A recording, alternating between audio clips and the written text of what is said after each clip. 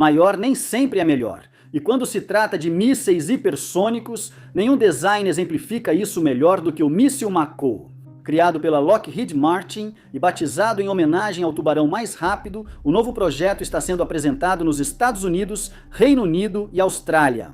Ele não é tão imponente fisicamente quanto a maioria dos mísseis hipersônicos, mas o que pode faltar em poder destrutivo, ele compensa com acessibilidade e potencial de produção em larga escala, o que pode garantir um lugar para ele no arsenal das tecnologias de armas hipersônicas em rápida evolução. Então, vamos lá, certo? O design e a operação começaram a ser desenvolvidos em 2017. Os engenheiros da Lockheed Martin imaginaram o Mako como uma arma de ataque stand-in para a Força Aérea. Projetado como míssil ar-superfície para atingir alvos valiosos e defesas aéreas, o Mako teve bom desempenho. No fim, ele foi superado em 2023 pelo projeto da Northrop Grumman, que entrou em produção e deve entrar em serviço em algum momento deste ano, 2026. No entanto, nem toda a esperança está perdida para a Lockheed Martin, e apesar de ter perdido esse grande contrato, o projeto Mako ainda atingiu um ponto muito específico na estratégia de armamento de longo prazo dos Estados Unidos. O projeto Mako cumpre todos os requisitos de outros mísseis de cruzeiro hipersônicos, mas é bem mais acessível, tornando-o uma ótima opção em uma possível guerra de atrito. O Mako pesa 590 quilos, ou 1.300 libras, com uma ogiva de 59 quilos, ou 130 libras, e mede 4 metros ou 13 pés de comprimento, com 33 centímetros, ou 13 polegadas de diâmetro. Como os números do Mako giram em torno do 13, os desenvolvedores da Lockheed Martin o apelidaram de Míssil dos 13. Para comparação, o 3M-20-2 Zircon russo, que é um míssil de cruzeiro hipersônico introduzido em serviço em 2023, tem mais do que o dobro do tamanho, com 9 metros ou 30 pés. O Hwasong 8 norte-coreano, um veículo planador hipersônico, tem o dobro do tamanho do Zircon. Devido ao seu tamanho, o impacto do Mako não se compara ao do Zircon ou do Hwasong 8, pois uma ogiva desse porte não cabe em um míssil tão pequeno. Mas o que lhe falta em poder destrutivo bruto, ele compensa no método de implantação, logística e economia. Uma grande medida de economia é o motor foguete movido a combustível sólido. O motor Scramjet usado no Zircon e o motor de propulsão líquida usado no Hwasong 8 aumentaram significativamente o custo devido à complexidade do design. O motor do projeto Mako é simples, um motor foguete rudimentar que queima muito combustível sólido e expele gases para trás, impulsionando o míssil para frente. Seu design já foi muito explorado e está quase perfeito. É barato de produzir, manter, substituir e consertar. Os scramjets, apesar da maior eficiência de combustível, ainda são caros de produzir devido à tecnologia pouco madura e à complexidade de construção ligada ao seu funcionamento. Os scramjets são motores que captam o ar atmosférico, comprimem e usam esse ar como oxidante no processo de combustão. Isso torna o combustível mais eficiente, permitindo que o míssil percorra distâncias maiores e alcance velocidades mais altas. Para isso, um scramjet precisa de uma entrada convergente para comprimir o ar, uma câmara de combustão onde o combustível é queimado com oxigênio do ar e um bocal divergente para acelerar o ar e gerar empuxo. Um motor de foguete possui tanques de combustível e oxidante, além de uma bomba que os envia à câmara de combustão para mistura e queima. Por fim, o bocal de escape acelera o gás para gerar empuxo. No geral, motores de foguete são projetos infinitamente mais simples, muito mais fáceis e baratos de construir e, o mais importante, são mais fáceis de produzir em larga escala. Isso permite que a Lockheed Martin produza vários Makos pelo preço de um único Zircon. No entanto, isso não significa que o Mako não tenha desvantagens. Na verdade, ele tem duas grandes desvantagens. Apesar de ultrapassar Mach 5, que é 5 vezes a velocidade do som, esse motor não permite que ele viaje tão rápido ou longe quanto a maioria dos concorrentes. Usando o Zircon como exemplo, mais uma vez, o míssil hipersônico russo pode ultrapassar um alcance operacional de 1.000 km ou 620 milhas a uma velocidade máxima de Mach 9. O alcance operacional do Mako segue em sigilo, mas provavelmente não se compara ao do Zircon. O alcance, no entanto, não será um problema tão grande quanto pode parecer por causa do método de lançamento do Mako. O Mako foi projetado especificamente para caber nos compartimentos internos de carga do F-20 e 2 e das 3 variações do F-35 Lightning II. Com isso, é a primeira arma hipersônica compatível com caças de 5ª geração, o que é uma conquista impressionante. Além disso, a Lockheed Martin fez experimentos com várias outras aeronaves, incluindo o F-15 F-16, o FA-18 Super Hornet, o EA-18G Growler e o P-8A Poseidon é uma opção interessante, pois atua como aeronave de vigilância marítima e provavelmente será o primeiro a responder a uma incursão inimiga. Além de poder ser lançado de diferentes aeronaves, o Mako poderia, em teoria, ser lançado de um submarino com um sistema de lançamento vertical, embora a implementação do Mako a bordo de submarinos ainda não tenha sido confirmada ou negada. Embora certos mísseis hipersônicos sejam lançados por aeronaves, a maioria parte do solo, navios ou submarinos. O T-Circon, ao qual continuamos voltando, é um míssil baseado em submarinos e navios de superfície, que nunca poderia ser lançado de uma aeronave devido ao seu tamanho e peso. Saberemos mais quando os militares dos Estados Unidos divulgarem os testes. Especialistas acreditam que o Mako será lançado de F-20 e 2 ou outras aeronaves furtivas avançadas. Eles poderão ampliar bastante o alcance do novo míssil hipersônico, reduzindo seus problemas de alcance. Ressalto que essas aeronaves não levarão só um míssil Mako a bordo. A Lockheed Martin insiste que as variantes F-35A e C poderiam carregar até 6 deles entre seus compartimentos internos e externos de armas. O design inteligente atraiu atenção internacional, com a Lockheed Martin aberta a exportar o Mako e propondo construir a primeira fábrica do míssil no Reino Unido para equipar os Eurofighter Typhoon da Força Aérea Real. O desenvolvimento do Mako começou como tentativa de vencer o contrato da arma de ataque Stand-in, mas este foi para a Northrop Grumman. O míssil hipersônico visava destruir pontos-chave das redes de negação de acesso de um oponente, também chamadas de redes anti-acesso. Nessa função, o Mako precisaria destruir plataformas de lançamento de mísseis de cruzeiro, bloqueadores de GPS e sistemas anti-satélite. É, sem dúvida, um míssil hipersônico multifuncional e provavelmente será utilizado nessa função quando for introduzido em serviço, com a possibilidade adicional de atuar em um papel antinavio. Rob Osterhout, da Lockheed Martin, afirmou que o Mako será usado para eliminar navios de combate de superfície inimigos, mas não deu mais detalhes. A principal diferença entre o Mako atual e o projeto original apresentado ao programa CAW é que este não era destinado a alvos marítimos. Para incluir essa opção, o sistema de guiagem do Mako foi aprimorado, mas os detalhes seguem ultra secretos. Apesar da versatilidade, o alcance do Mako é limitado, pois não serve como arma de longo alcance devido ao projeto original do míssil no programa CAW. Armas de longo alcance podem ser lançadas de tão longe que o pessoal atacante, que provavelmente seriam pilotos no caso do Mako, tem tempo suficiente para sair da área de efeito. O alcance do Mako, porém, vai limitar o piloto, forçando-o a entrar em espaço aéreo restrito antes de lançar o míssil, expondo-o ao risco de ser engajado. Concluindo, quais são as 2 aeronaves nas quais é mais provável vermos o Mako, pois lideram em tecnologia de furtividade e têm maior chance de lançar mísseis Mako sem serem detectadas pelo inimigo.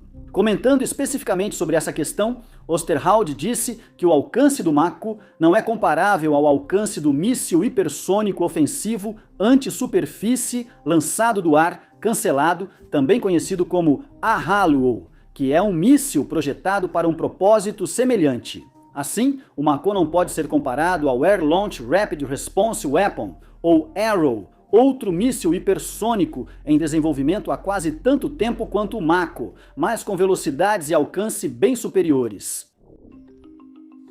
Como funcionam mísseis hipersônicos e o que torna o Mako especial. Mísseis hipersônicos são uma ameaça constante devido à dificuldade de evitá-los após travarem o alvo. Imagine comandar uma unidade móvel de lançamento de mísseis quando um inimigo, sem que você saiba, dispara um míssil hipersônico a 1000 milhas de distância, o que pode significar alguns países de distância, dependendo da localização. Mesmo com o grande espaço entre você e o míssil, ele atravessa o ar tão rápido que chegará em menos de 15 minutos. Como voa baixo, evita a detecção melhor que mísseis ar-superfície tradicionais. Embora as reais capacidades de desempenho dos mísseis balísticos intercontinentais geralmente sejam mantidas em segredo pelas potências, é amplamente aceito que eles podem atingir um ponto de impacto a 9.600 quilômetros de distância em cerca de meia hora. Esse tipo de velocidade é incrivelmente difícil de colocar em perspectiva, mas considere o seguinte: se fosse lançado no início de um vídeo, um ICBM poderia, a uma velocidade insana de 4,8 km por segundo, viajar de Moscou até Austin, no Texas, até o final do vídeo. A ideia de uma ogiva vindo tão rápido que não daria tempo de evacuar assusta, mas os ICBMs têm uma falha. Seus trajetos são previsíveis e rastros bem visíveis, restando pouco espaço para furtividade. Como o termo balístico indica, sua trajetória faz um arco que sobe, atinge o pico e desce ao alvo, sendo fácil para sistemas espaciais baseados em infravermelho detectar. O SPIR-S é um sistema de satélites avançado que vigia os Estados Unidos contra ameaças, com sensores tão sensíveis que detectam até mísseis menores, como superfície, ar e foguetes. Os Estados Unidos desenvolveram mísseis interceptores para destruir ICBMs inimigos no ar. Nós não sabemos de fato se eles conseguem fazer isso porque nunca foram realmente testados fora desses testes controlados e devemos ficar felizes por isso, porque do contrário estaríamos no meio de outra guerra mundial, não é? Então é assim que os ICBMs funcionam. Lançar mísseis hipersônicos contra esse tipo de defesa é como jogar uma chave inglesa em um ventilador sem proteção.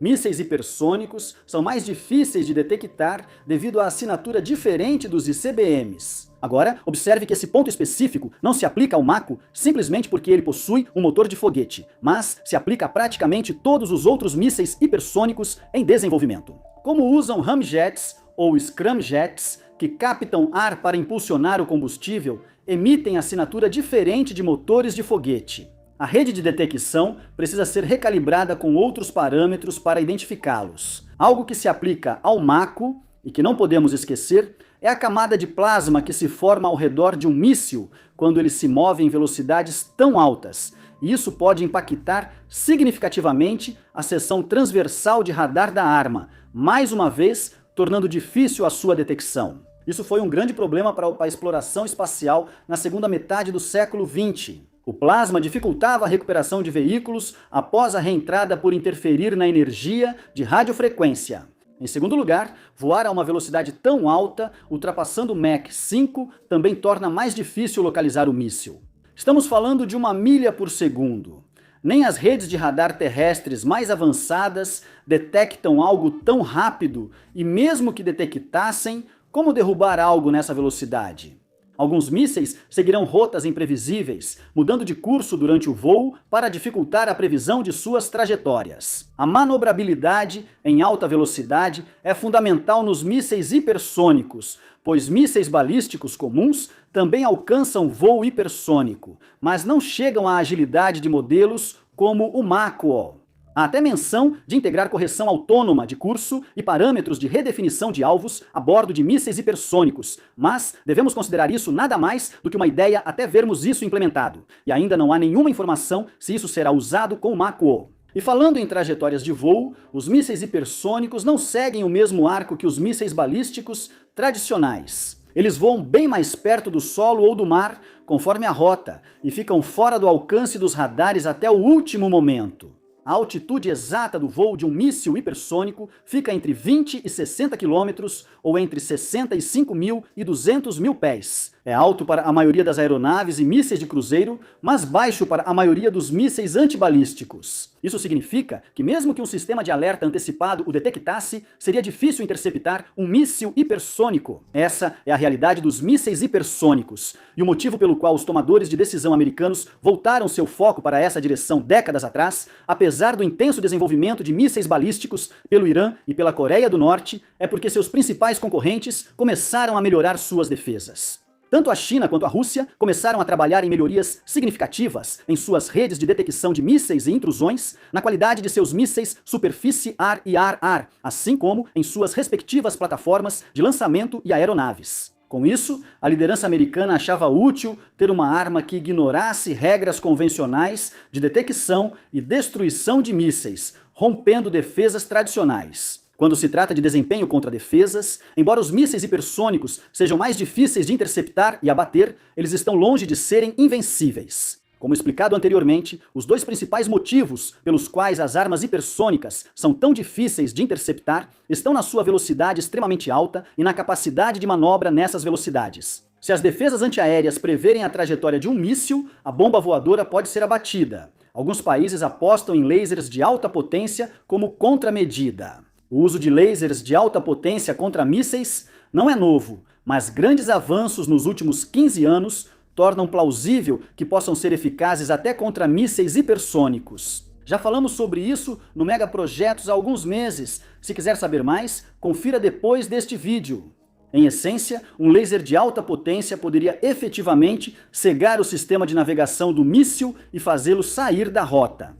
Além disso, ele pode alterar o fluxo de ar ao aquecer o corpo do míssil, afetando sua velocidade e manobrabilidade. A falsificação de sinais deve se tornar uma estratégia importante contra mísseis hipersônicos. Militares podem usar navegação por satélite para enviar informações falsas ao míssil e desviá-lo. Assim, as defesas cibernéticas devem assumir esse papel, pois têm mais chance de parar o míssil do que a força física. Como os mísseis hipersônicos viajam tão rapidamente, uma força de defesa tem pouco tempo para reagir. Literalmente, apenas alguns minutos, e um ataque cibernético direcionado poderia fazer o míssil desviar ou destruí-lo com segurança mais rápido do que uma arma de defesa física. Porém, a arma mais eficaz contra mísseis hipersônicos ainda não está em operação. A Northrop Grumman está desenvolvendo a nova geração de satélites de órbita polar com infravermelho persistente, um nome e tanto que basicamente monitorará todo o bioterritório dos Estados Unidos. Seria o único sistema de monitoramento realmente eficaz, capaz de detectar e localizar com precisão mísseis hipersônicos. Então, o Aegis SPD seria ativado. O terminal Aegis Seabase, usando os mísseis SM-6, é a única defesa ativa disponível atualmente para combater ameaças de mísseis hipersônicos, e isso segundo o general da Força Aérea Glenn D. Van Herk, comandante do Comando Norte dos Estados Unidos e do Comando de Defesa Aeroespacial da América do Norte. Dow, Raytheon Technologies e Northrop Grumman também desenvolvem armas contra mísseis hipersônicos para o Aegis. A revisão do projeto só deve ocorrer em 2027, então dificilmente veremos essas contramedidas antes de 2030. A verdade é que, tirando as grades improvisadas, não existem defesas verdadeiras e dedicadas contra mísseis hipersônicos atualmente, pois todas ainda estão em desenvolvimento. Há muita desinformação sobre mísseis hipersônicos abatidos, mas isso não é verdade. Em maio de 2023, Kiev afirmou ter abatido mísseis hipersônicos lançados durante um grande ataque com mísseis à capital ucraniana. Kiev afirmou ter abatido 6 mísseis russos Kinjal, lançados a mais de 1.000 quilômetros e capazes de atingir Mach 10. O Kinjal não é um míssil hipersônico, só atinge velocidades hipersônicas. Ainda é um míssil balístico comum e a previsibilidade de sua trajetória e a falta de agilidade no ar significam que ele não pode ser classificado como um míssil hipersônico. Então, depois de entender como ele surgiu e como funciona, pelo menos na teoria, resta a pergunta: como o míssil Mako se encaixa em toda essa história dos mísseis hipersônicos? É uma história na qual aparentemente estamos entrando só agora. O Mako é, antes de tudo, uma arma econômica. Isso é algo que também mencionamos quando falamos sobre o Flamingo da Ucrânia. Sua arma não precisa ser a mais avançada tecnologicamente, a mais rápida ou a mais destrutiva para vencer um confronto. Ela só precisa ser mais barata do que os meios de dissuasão ou defesa, e no caso do Mako, isso provavelmente será verdade. Apesar de armas hipersônicas serem caras, o míssil Mako é mais acessível, sendo visto pela Lockheed Martin como uma solução hipersônica de baixo custo. Você não pode lançá-lo do seu próprio silo e precisa planejar o voo de um caça furtivo, mas, se o fizer, ele cumprirá a missão tão bem quanto mísseis maiores e mais caros. Será tão difícil de interceptar devido à sua velocidade e por ser pequeno em comparação aos mísseis hipersônicos, será ainda mais manobrável que os maiores. Some-se a isso a capacidade de um F-35 lançar não um, mas 6 mísseis Mako em um único ataque. E você pode facilmente destruir as defesas de radar de um pequeno país ou arrasar uma pequena base militar. Tudo de uma só vez e a um custo relativamente baixo.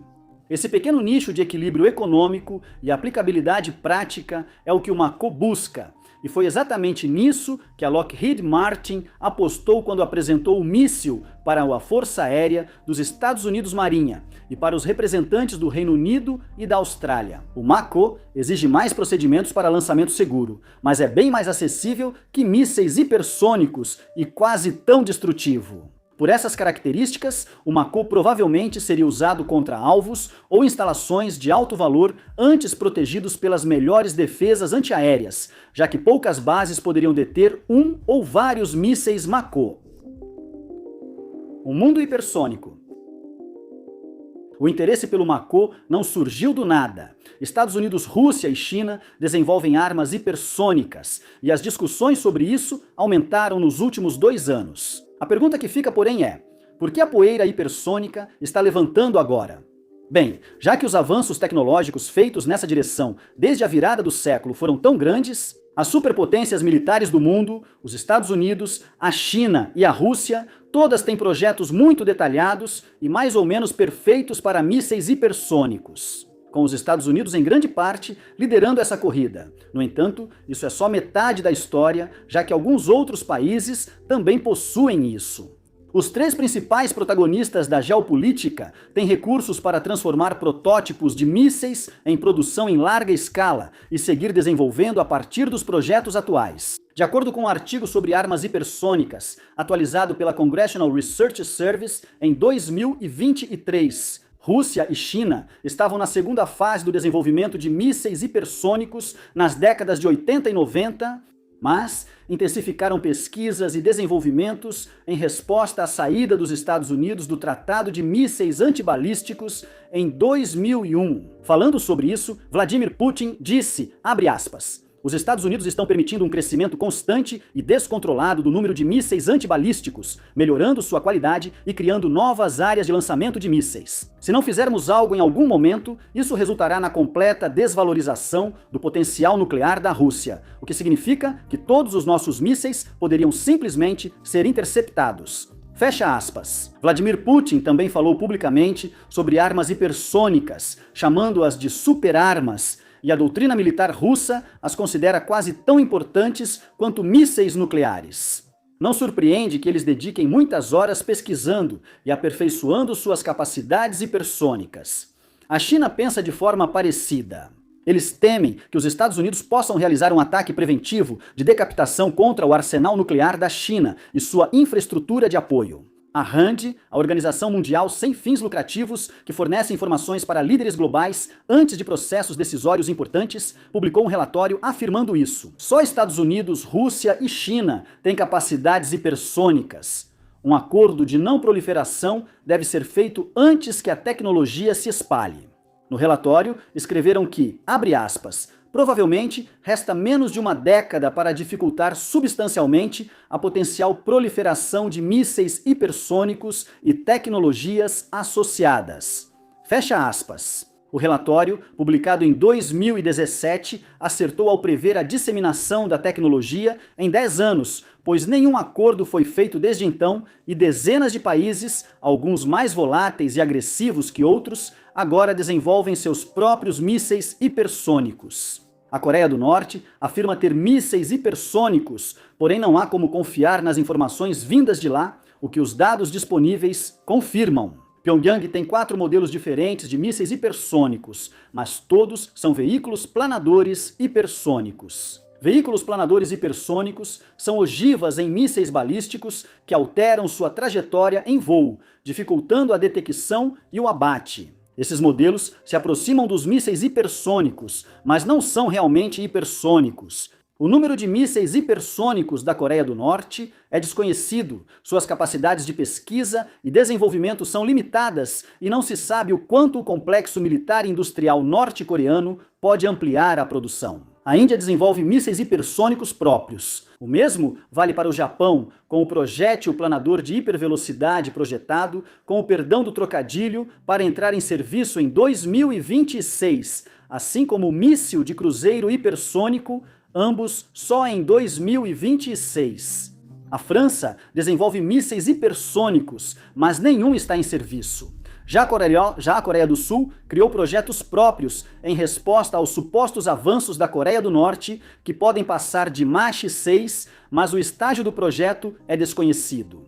A Alemanha, o Reino Unido, a Austrália, o Brasil e outros já avançaram bastante na fase de projeto, e é amplamente esperado que todos eles tenham mísseis hipersônicos na fase de testes por volta de 2030. Isso pode acontecer ainda mais cedo para o Reino Unido e a Austrália, já que ambos os países trabalham em estreita colaboração com os Estados Unidos. O recado foi dado.